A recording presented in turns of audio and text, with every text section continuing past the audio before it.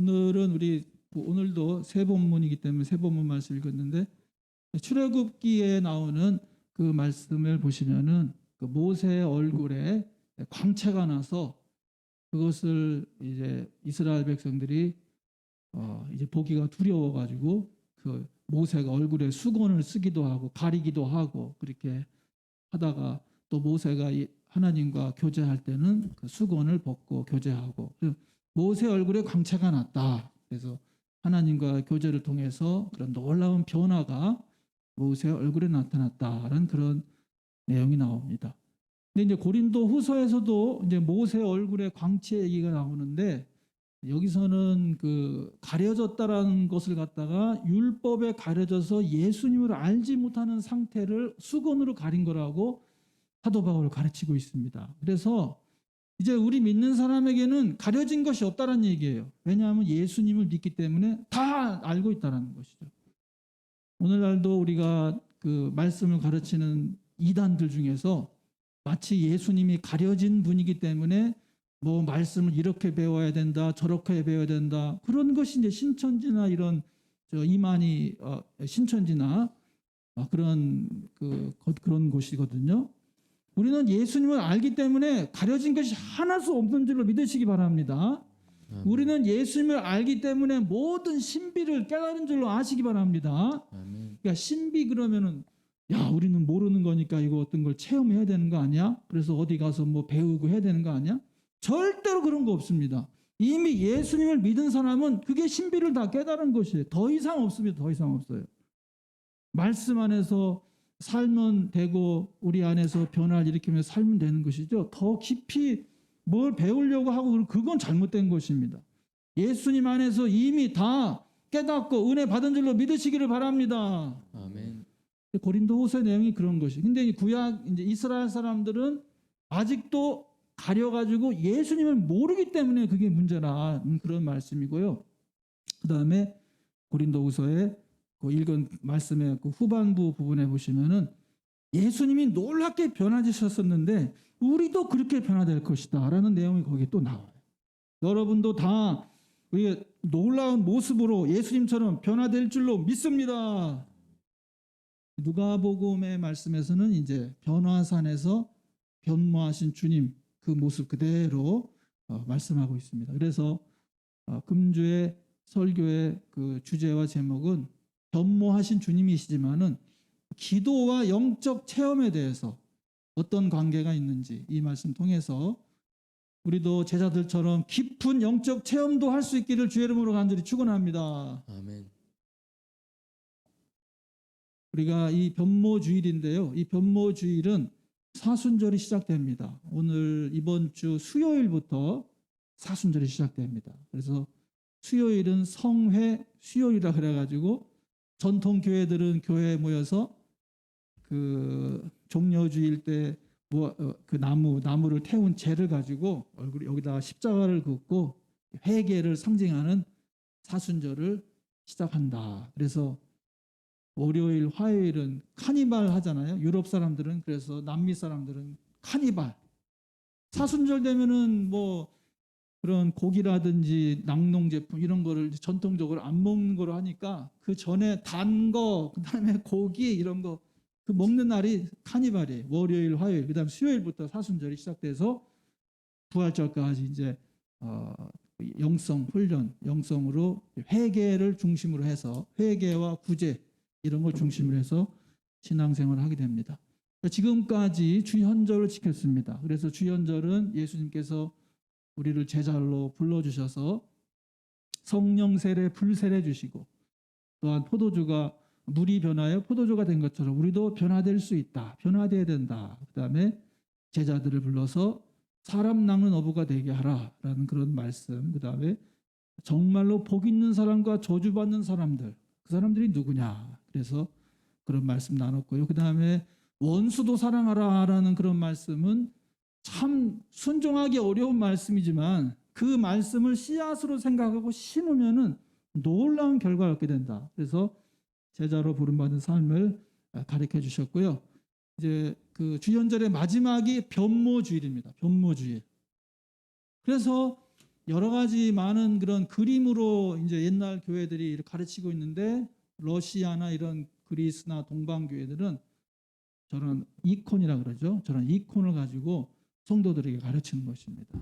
보면은 예수님이 가운데 계시는데 그 빛난 모습을 어떻게 표현할 수가 없으니까 그냥 저렇게 표현을 한 거예요. 저렇게 빛이 난다 이렇게 하고, 그다음에 좌우에 모세와 엘리야가 있고, 모세는 성경책을 들고 있었겠죠. 그다음에 엘리야는 저렇게 선지자의 모습을 가지고 있고, 제자들은 땅바닥에 다 구부러져 가지고 어찌할 줄 모르는 신비한 체험을 이렇게 한 것을 이렇게 그림으로 표현했어요. 충분히 이 그림을 통하여서 변모주일의 의미를 생각하시고 은혜 받으시길 주의 이름으로 간절히 축원합니다. 그런데 저는 이 변모주일의 이 두 가지 의미, 주님은 누구이신가, 이것을 가르쳐줬다고 저는 믿고 있고요. 그 다음에 오늘 기도와 영적 체험이라는 제목으로 정했지만은 이 영적 체험이 우리도 가능할 것인가, 이것에 대해서 생각하는 그런 변모주일이 될 수 있길 바랍니다. 먼저 예수님이 누구이신가, 그 내용이거든요. 가이사랴 빌립보에 가서 예수님이 여드레 전에 예수님이 제자들과 함께 가이사랴 빌립보에 가서요. 근데 이 가이사랴 빌립보라는 것은 지금도 가보시면은 휴양지고요. 그 다음에 저기 그림에 있는 것처럼 만신전 판테온이라고 하는 모든 신들을 모아놓은 곳이 저 가이사랴 빌립보입니다. 저 가이사랴 빌립보에 가서 제자들에게 예수님이 물어본 것이에요. 사람들이 나를 누구라 하느냐? 뭐 엘리야라 하기도 하고 누구라 하기도 합니다. 너희는 나를 누구라 하느냐? 지금까지 제자들을 불러서 제자들과 함께 활동하셨는데, 이제 제자들과 저 휴양지에 가서 저 많은 신들을 모아놓은 저 근처에 가셔서 제자들에게 물어보신 거예요. 사람들이 나를 누구라 하느냐? 그리고 너희는 나를 누구라 하느냐?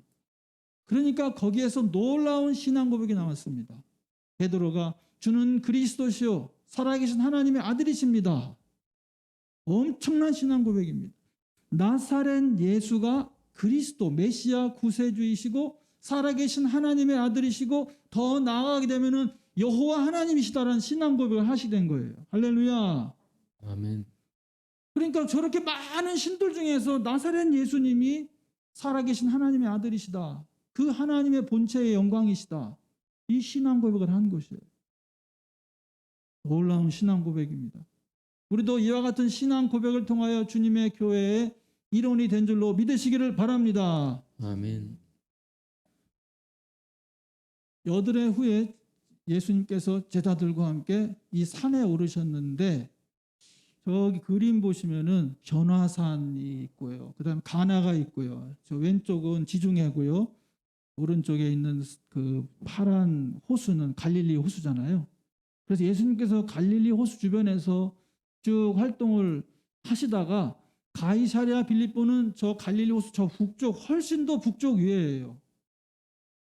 그래서 이 변화산이 어디냐, 변화산이 어디일 것이냐 이렇게 생각할 때 어떤 사람들은 저기 헐몬산일 거다. 그 헐몬산은요 엄청나게 높은 산이에요. 헐몬산이 헐몬산이 굉장히 높아요. 그리고 거기 만년설이 있는 곳이에요. 그래서 가이사랴 빌립보에가 물이 많고 풍부한 수량이 있는데 다 저 만년설에서 나오는 거거든요. 그래서 휴양지가 된 거예요. 가시면 물이 막, 그 성기순례 갔었는데요, 물이 막 컬컬컬 막 그냥 흐르고 있고요.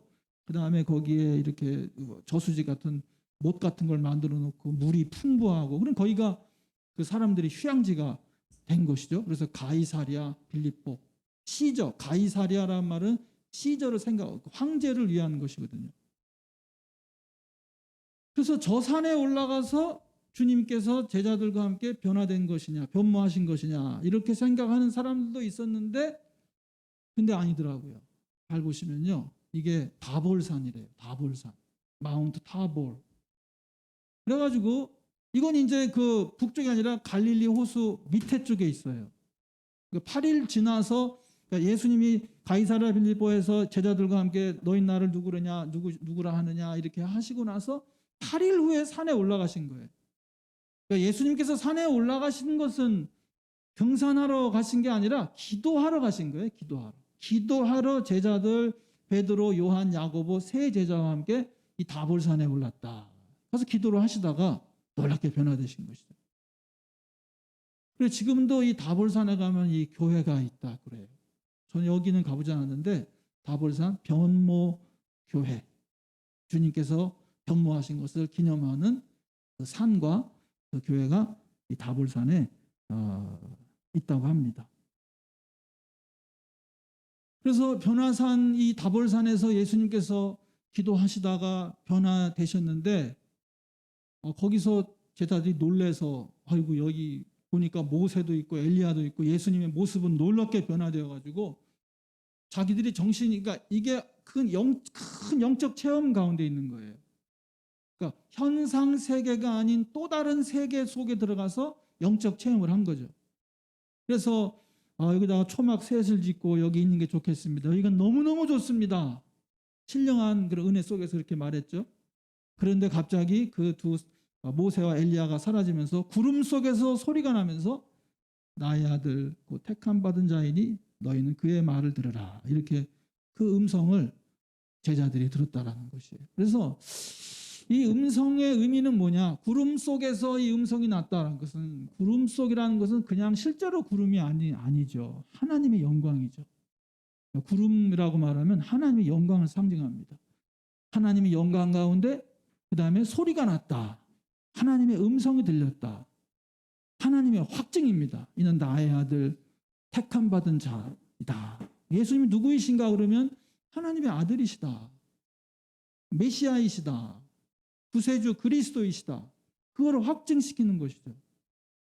그리고 그의 말을 들으라. 이제 그의 말을 들으라. 제자들이 할 일은 이제 예수님의 말씀 듣는 일입니다. 모세의 말을 듣는 것도 아니고 엘리야의 말을 듣는 것도 아니고, 모세는 율법이고 엘리야는 선지자잖아요.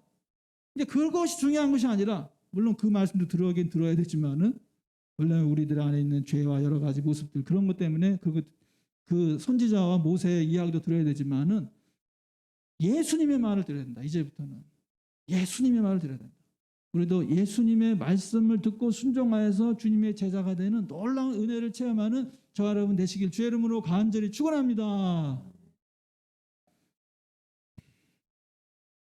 그래서 주님은 누구이신가 먼저 이것을 깨닫게 됐는데, 가이사랴 빌립보에서는 제자들이 이성적인 깨달음, 자기들이 눈으로 보고 예수님이 오병이의 기적도 일으키시고 귀신도 쫓아내시고 병도 고치시고 또 말씀도 가르치시고 이런 걸 다 보니까 메시아이시다라는 것을 이성적으로 깨달았지만, 변화산에서는 영적 깨달음이다.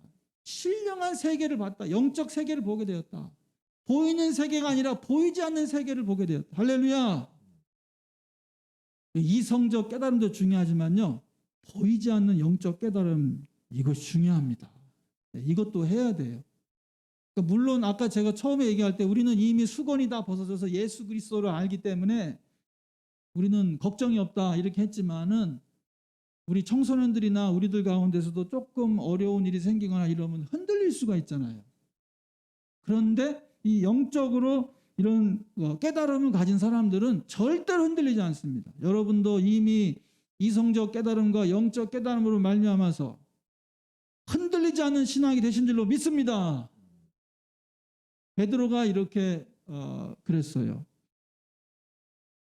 다 같이 한번 읽어봅시다. 처음부터 끝까지. 우리 주 예수 그리스도의 능력과 강림하심을 너희에게 알게 한 것이 교묘히 만든 이야기를 따른 것이 아니요 우리는 그의 크신 위엄을 친히 본 자라. 지극히 큰 영광 중에서 이러한 소리가 그에게 나기를 이는 내 사랑하는 아들이요 내 기뻐하는 자라 하실 때 그가 하나님 아버지께 존귀와 영광을 받으셨느니라. 이 소리는 우리가 그와 함께 거룩한 산에 있을 때 하늘로부터 나는 것을 들은 것이라. 아멘. 베드로가 본도와 갑바도기와 갈라디아에 있는 교회들에게 그 성도들을 권면할 때 자신의 이 그 체험, 영적 체험에 대해서 저렇게 말씀으로 제자들에게 가르쳤습니다. 그러니 베드로는 정말 위대한 사도로서 자신의 사명 끝까지 감당할 때 자신의 그 직접 눈으로 예수님을 보기도 보았지만, 그러니까 눈으로 직접 예수님을 본 것에 대해서는 사람들이 이러쿵저러쿵 말을 많이 할 수 있어요. 나사렛 예수가 정말 메시아드냐? 그리스도시냐? 그건 네 생각이지. 이런 식으로 폄훼되고 공격받을 수 있지 않습니까? 그런데 실제로 제자들 3명이서 동시에 거기서 그런 신령한 영적 체험을 한 것에서는 그 부인할 수가 없는 이야기입니다. 지어낸 게 아니라는 거라는 것이죠. 그러니까 저런 고백을 하니 제자들이 그 환난과 핍박 속에서도 자신의 신앙을 지킬 수 있었던 것입니다. 이와 같은 신앙으로 우리도 영적 체험을 할 수 있기를 주의 이름으로 간절히 축원합니다. 아멘. 한번 넘겨줘 보세요. 이게 잘 안 된다. 제자들은 어떻게 영적 체험했냐? 그럼 모세가 영적 체험을 했죠. 모세가 빛난 얼굴을 하고 산에서 내려왔는데 10계명의 돌판 2개를 가지고 내려왔거든요. 거기서 40일 동안 금식 기도했어요. 40일 동안 금식하면서 떡도 먹지 않고 물도 마시지 않고 하나님 앞에 기도했더니 놀라운 영적 체험을, 하나님이 직접 써주신 돌판을 가지고 내려올 정도로 그런 놀라운 그런 체험을 사도 모세가 했습니다. 그 다음에 두 번째 제자들이 영적 체험은 뭐냐면은 베드로도 전도 활동을 하는데 환상을 보게 돼요. 베드로가 이제 기도하는 중에 환상이 내려오면서 거기에 여러 가지 막 보통 율법으로는 먹지 않는 그런 짐승들, 사자와 곰이나 뭐 독수리나 이런 입에도 되지 않는 그런 동물들이 내려오면서 그거 잡아 먹어라 이렇게 하는 거예요. 그래서 아이고 주님 저는 이런 일을 하지 않습니다. 그렇게 못합니다. 그랬더니 이게 3번이나 보자기에 저런 짐승들이 내려오면서 이거 죽여서 잡아 먹어라 이렇게 했다는 거예요. 세 번째 그 환상이 끝나고 나서 사람들이 문을 두드리는 사람들이 나타났는데 고넬료, 백부장 고넬료가 보낸 사람들이 와가지고 여기에 그 베드로라고 하는 시몬이 여기 지금 있느냐. 그러니까 베드로가 내려가서 내가 바로 너희들이 찾는 베드로다. 그러니까 왜 왔냐 그러니까 그 얘기가 이제 주중 이야기가 나와요. 주중 매일 성경의 이야기도 나옵니다. 잘 읽어보세요. 그러니까 베드로도 영적인 체험을 하신 거예요. 한 거예요. 그 외에도 이것은 그 전도를 위해서 이제 그렇게 한 것이고요. 그 다음에 또 주중에 본문 말씀 또 나온 것이 뭐냐면 고넬료, 아까 그 백부장 고넬료하고 베드로하고 영적 체험이 연결되어 있는 거예요. 고넬료가 하나님 앞에 기도와 구제 정기적으로 항상 기도하고 이렇게 살았었는데 갑자기 천사가 나타나서 고넬료야 이렇게 하면서 지금 그 시몬이라고 하는 요바에 시몬이라는 무두장이 가죽 세공업자가 있는데 거기에 베드로라 하는 시몬이 거기 머물고 있다. 거기에 사람을 보내서 데려와서 하나님의 말씀 들어라. 이것도 상상 못할 일이죠. 천사가 나타나서 고넬료에게. 그러니까 이것도 신비한 영적 체험입니다. 그래서 실제로 그렇게 그 자기 부하를 이렇게 보냈더니 거기서 진짜 베드로를 만났고 또 베드로를 초청해서 같이 말씀 들으면서 부흥회가 일어났어요. 부흥회가 일어나면서 성령을 받게 되고 이방인들도 예수님을 믿게 되는 놀라운 기적이 일어났습니다. 할렐루야. 아멘. 그러니까 이와 같이 성경 시대에도 이런 놀라운 영적 체험이 있고요. 그 다음에 여러분 개인 생활에도 여러분들 다 영적 체험이 있을 거예요. 영적인 체험을 하게 하신 줄로 믿습니다. 그리고 앞으로도 하게 될 줄로 믿습니다. 아멘. 저는 영적 체험이 말씀으로 다 알죠. 성경 공부하고 성경 읽으면 예수님이 누구이시고 하나님이 누구이시고 이런 건 다 알죠. 그렇지만 영적인 체험을 저는 2번은 했다고 생각해요. 근데 이것이 신앙적으로 터닝 포인트입니다. 흔들릴 수 없는 신앙입니다. 흔들릴 수 없는 신앙. 제가 이제 결혼을 하고 매년 이제 그 부흥회를 마석기도원이라는 곳에 가가지고 알파 부흥이라 그래가지고요. 매년 첫째 주간에 부흥회를 하면은 우리 고향교회 담임 목사님이 다 거기로 올라가라 그래요. 그래서 평신도 오고 사역자들이고 다 거기 올라가서 하나님 앞에 그 올해 그 세워진 그런 부흥사 목사님 말씀 듣고 그다음에 간절히 부르짖어 기도하고 그렇게 하는 부흥회를 참여하거든요. 물론 저는 그 전에도 뭐 방언 기도를 받기도 하고 기도를 하기도 했었지만 그때도 영적 체험이죠. 근데 결혼하고 나서 그 다음 해 연초에 부흥회가 있어가지고 우리 집사람하고 같이 부흥회에 참여를 했는데 거기서 목사님이 그 순복음교회 목사님이세요. 그 목사님이 기도를 시키시는데 간절히 부르짖어 기도하라는 거예요. 주여! 그러면서 막 다 손을 들고 간절히 기도하는데요. 누군가 내 손을 붙잡아주고 있는 것 같아요. 할렐루야. 그러면서 막 확신이 생기면서 이 담대함이 생기더라고요. 임마누엘이다, 임마누엘. 내 손을 내가 부르짖어 기도하니까 내 손을 붙들어 주시더라. 할렐루야. 아멘. 부르짖어도 기도하셔서 영적 체험하시길 주의 이름으로 간절히 축원합니다. 아멘. 그거 하나의 영적 체험이라는. 그때 그 기억이 생생해요. 하나님이 내 손 붙들어 주시고 계시다. 그 다음에 영적 체험이 뭐냐면요, 우리 교회의 매일 기도문과 침묵입니다. 굉장히 우리 교회에서는 부르짖어 기도하자 그러면 장로님들도 시작해가지고 다 막 죽기 아니면 살기를 부르짖어 기도하시는 분들이 아니라 다 조용히 기도하시고 하시기 때문에 저도 혼자 부르짖어 하기 힘들더라고요. 그렇지만 침묵이 얼마나 중요한 가치가 있는 것인지를 우리 교회에 와서 목회하면서 깨달았어요.